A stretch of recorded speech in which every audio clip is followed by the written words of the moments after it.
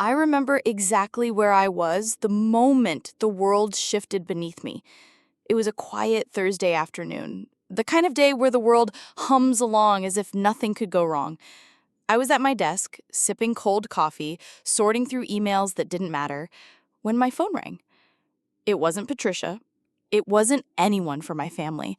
It was a friend of my father's, Mark, a man I hadn't heard from in years. His voice trembled as he spoke, words coming slowly, as though he hated to say them aloud. "I'm so sorry to be the one to tell you this," he began. "Your dad, he passed away 3 days ago." I felt the room tilt. My heart pounded so loudly, I could barely hear him over the rush of blood in my ears. 3 days? 3 days and no one told me? I gripped the edge of the desk, my mind refusing to process what I just heard. I had spoken to Dad just a few weeks before. He'd sounded tired, yes, but still himself. Still kind, still sharp, still my father. "Mark," I whispered, "why am I only hearing this from you? Why didn't Patricia call me?" There was a pause on the line, heavy with unspoken words. "I don't know," he said gently. "I thought you were there. I thought you knew." The conversation blurred after that. I thanked him, I don't remember hanging up. I just remember sitting there, staring at the wall, the weight of betrayal crushing down on my chest harder than even the grief. Patricia. My stepmother. She had been by Dad's side these last years. I tried to believe she cared about him. I wanted to believe she cared, but now all I could see was a woman who deliberately kept me in the dark, who had stolen from me the chance to say goodbye. The funeral. I scrambled to find details, calling relatives, old family friends, but it was too late. The funeral had already happened. Yesterday. They buried my father without me. I sat alone in my apartment that night, the city's lights flickering beyond the window, and felt a cold emptiness settle into my bones. Grief, yes, but also a gnawing certainty that something was terribly wrong. Patricia hadn't just blocked me from the funeral. She'd blocked me from him, from his final days, his final words, his final wishes. And as I lay awake in the dark, I made a silent vow. I would find out what she was hiding. I would find the truth, and I would make sure my father's voice was heard, no matter what it took. The day after I learned the truth about the funeral, I drove straight to my father's house. The streets I'd known since childhood blurred past as I gripped the steering wheel, my mind a storm of grief, anger, and confusion. I hadn't been to the house in months, not since Patricia started making visits awkward, offering tight smiles and cold eyes whenever I came by. But this time was different. This time, I wasn't coming for pleasantries. I was coming to mourn, to say goodbye. As I turned onto the familiar street, my heart sunk. The house looked the same on the outside, white shutters, rose bushes along the path, but somehow different. The curtains were drawn tight, and the front porch light glowed, even in broad daylight. It felt closed off, like it was trying to keep me out. I parked at the curb and walked up the path slowly, memories rushing back. Dad sitting on that porch with a book, calling out to me with his easy smile. I could almost hear his voice. But that warmth was gone now. I knocked, then rang the bell. Silence. After what felt like hours, but was only minutes, the door cracked open. Patricia stood there, dressed in black, her face tight and pale. "What are you doing here?" she said, her voice sharp, no trace of sympathy or sorrow. "I came to see Dad's house," I said, trying to keep my voice steady, "to pay my respects." "There's nothing for you here," she snapped, starting to close the door. I stepped forward, my hand on the doorframe. "Patricia, please, this was my father's home. I have a right—" "No," she interrupted. "You lost that right a long time ago." Her words stung, but it was the coldness in her eyes that cut the deepest. "I just want to sit in his study for a moment," I pleaded. "Please." but she was already shaking her head. "It's not your place anymore. You should go." And with that, she shut the door in my face. I stood there, stunned, staring at the door as if I could will it to open, but it stayed closed, as firmly as her heart. As I turned back toward my car, I felt eyes on me. A curtain twitched across the street. I glanced around and saw neighbors watching from their windows, their expressions a mix of curiosity and pity. One of them, Mrs. Lowell, who'd known my father for decades, stepped onto her porch, hesitated, then went back inside. The whispers would start soon, if they hadn't already. Patricia had locked me out of my father's home, but worse, she was trying to lock me out of his memory. And as I drove away, my fists clenched on the wheel, I realized something that sent a chill down my spine. Patricia wasn't just guarding a house.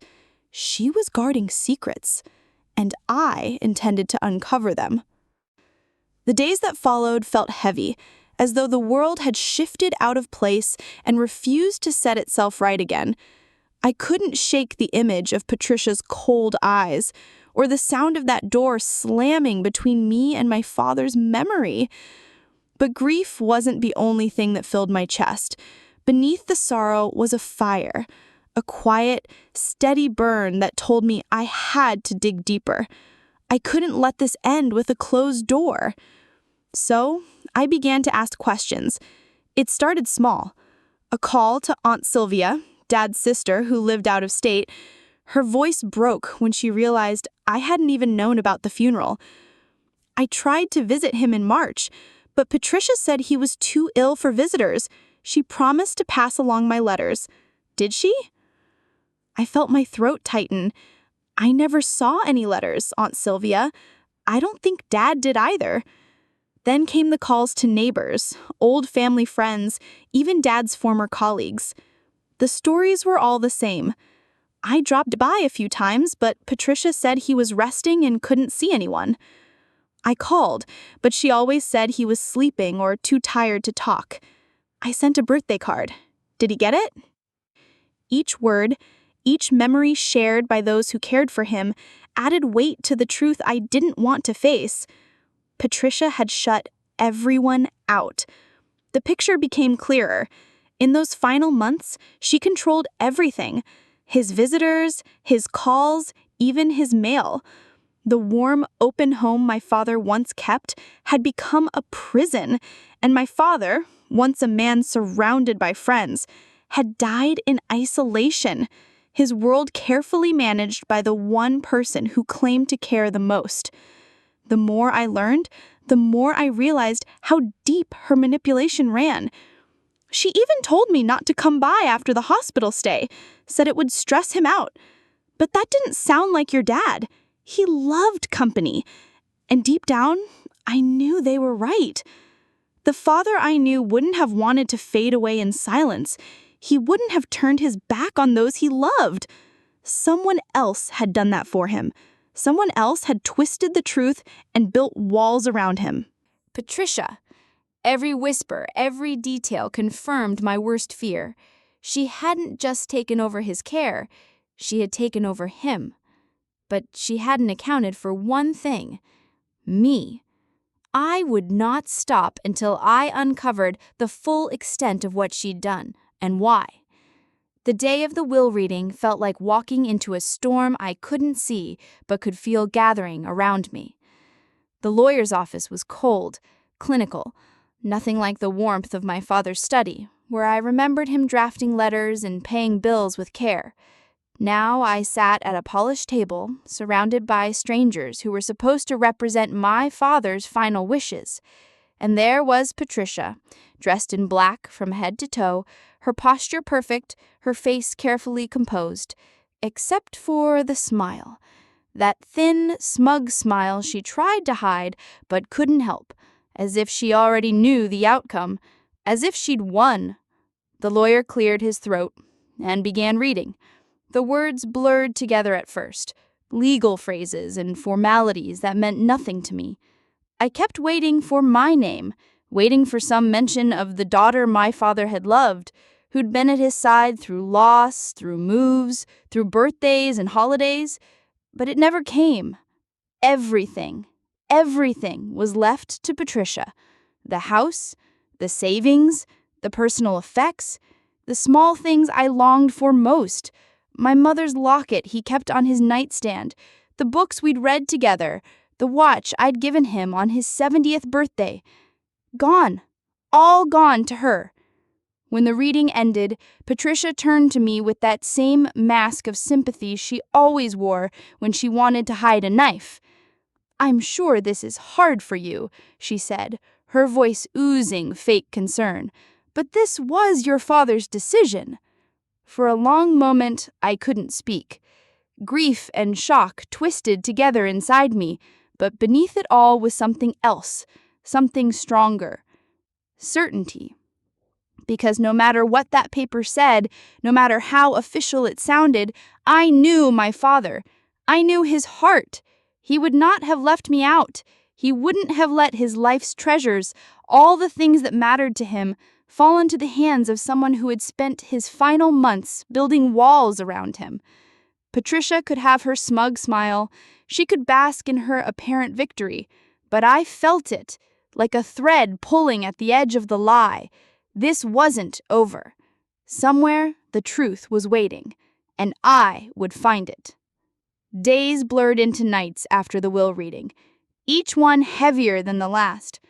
I replayed every moment with my father, searching for some sign I'd missed, some hint that this betrayal had been coming. But in my heart, I kept returning to the same truth. He wouldn't have abandoned me. I was sitting alone, the will papers untouched on the coffee table, when my phone rang. An unknown number. I hesitated, then answered. "Hello?"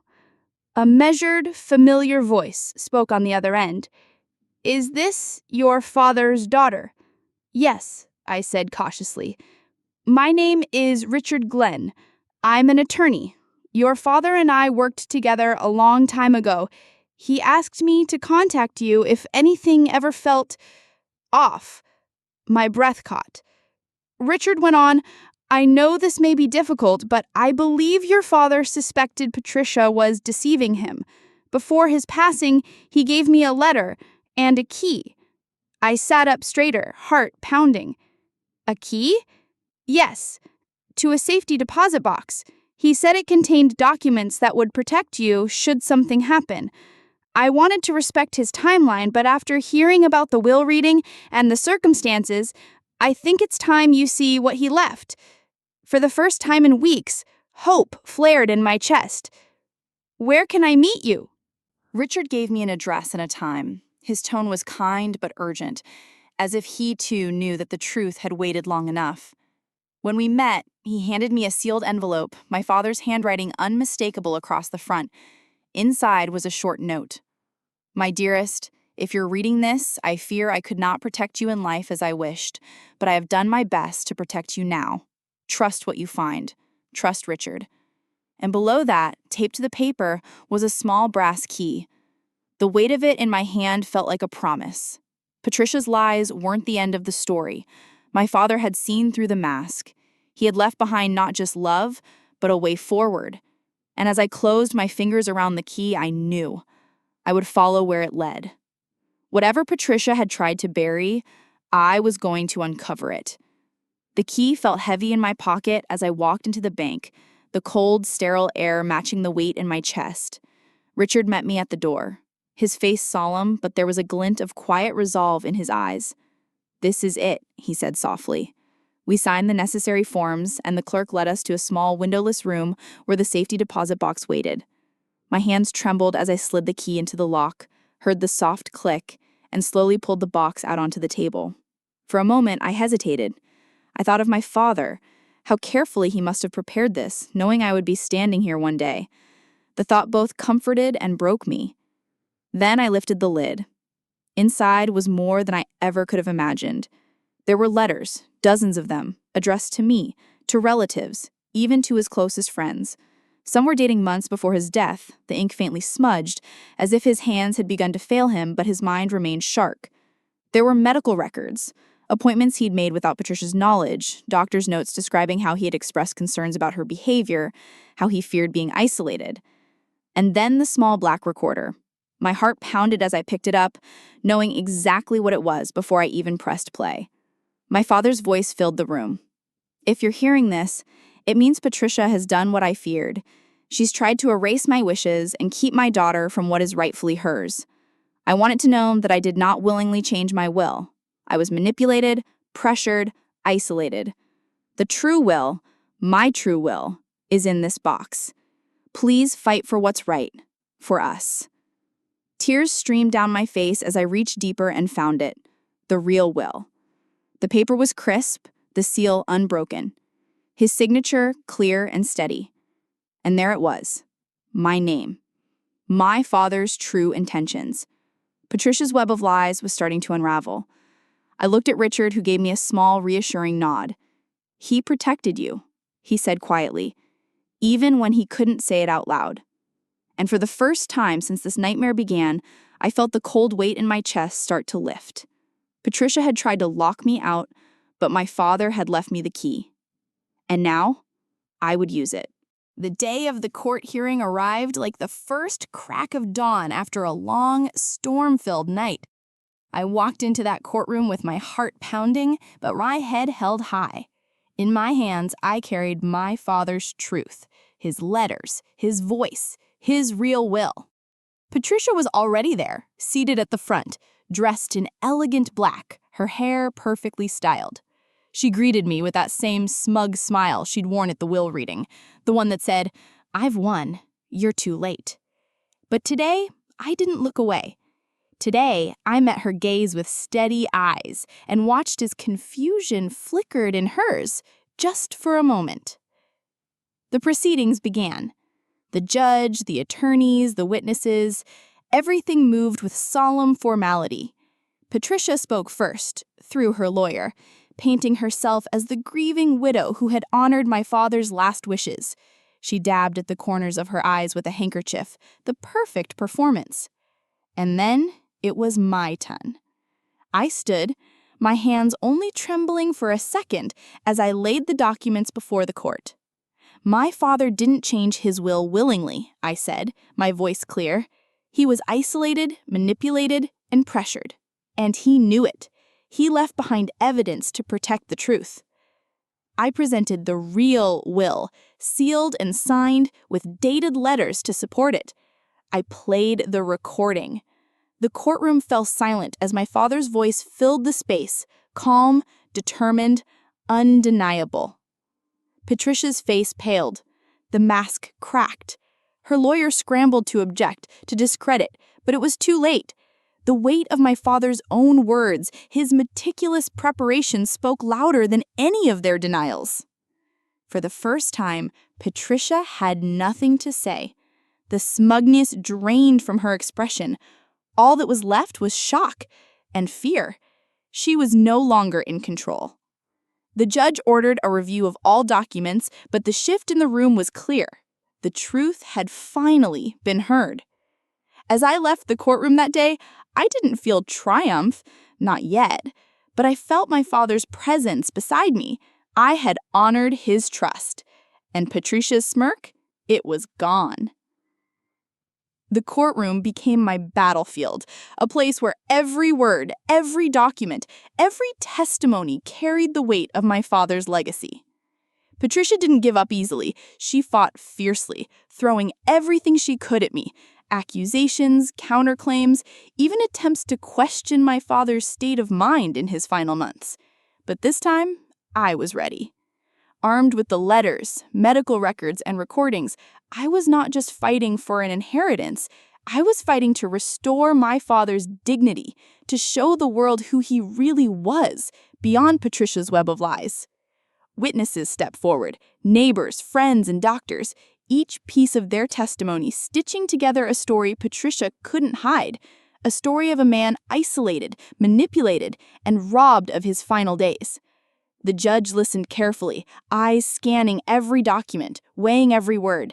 My father's voice echoed through the room, calm, clear, and unwavering from the recordings. It was as if he was there himself, telling the truth one last time. Days turned into weeks. The tension never eased. Every court session was a battle of wills, a test of patience and strength.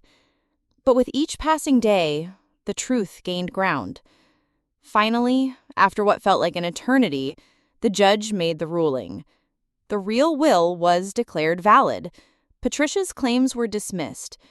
Justice was served, not just in law, but in honor. I felt a wave of relief wash over me, but also a quiet sadness. The fight had been brutal, and the wounds ran deep. But I had done it. For my father, for myself, and the legacy he deserved. The courtroom doors opened, and for the first time in months, I stepped out into the sunlight, feeling lighter. The judge's ruling had been clear and final. The rightful will was honored. Patricia's web of deceit unraveled completely. The court not only invalidated her fraudulent claims, but also referred her for investigation into elder abuse and inheritance fraud. Consequences were coming, long overdue. As the legal dust settled, the home that once felt like a fortress now welcomed me back. Walking through the rooms, memories flooded in. My father's laughter in the kitchen, the worn armchair where he read, the garden he tended with care. The assets my father had painstakingly built over a lifetime were restored to their rightful place. But more than material things, what I reclaimed was his legacy, his love, his truth, and his unwavering hope for me. In quiet moments, I still feel him beside me, in the breeze that brushes through the trees, in the soft light of morning, in the peace that finally fills this house. Though he is gone, his protection remains. And I know with all my heart that justice was not just about winning a battle, it was about honoring a father's love and the unbreakable bond we share, no matter what others try to build between us. The fight was over, but the healing was just beginning. I sat in my father's favorite chair, the sunlight streaming through the window, and allowed myself to breathe, to feel everything I'd held inside for so long. The grief, the anger, the exhaustion, and finally the peace. This journey had been far more than a legal battle. It was a lesson in patience and perseverance, a test of love that refused to be silenced by betrayal. I thought about my father, not just the man he was, but the legacy he left behind. A legacy of strength, dignity, and courage. To honor him, I chose to turn my pain into purpose. I began volunteering with organizations that protect elder rights, speaking out against abuse and isolation. I shared my story, hoping it would shine a light for others trapped in silence. Every letter I wrote, every conversation I had, felt like a way to give back the voice my father fought so hard to preserve. The scars remained, but so did the hope. And as the days passed, I realized something profound. Healing isn't about forgetting the past, it's about carrying it with grace and using it to build a better future. My father's love had guided me through the darkest times, and now it would guide others too.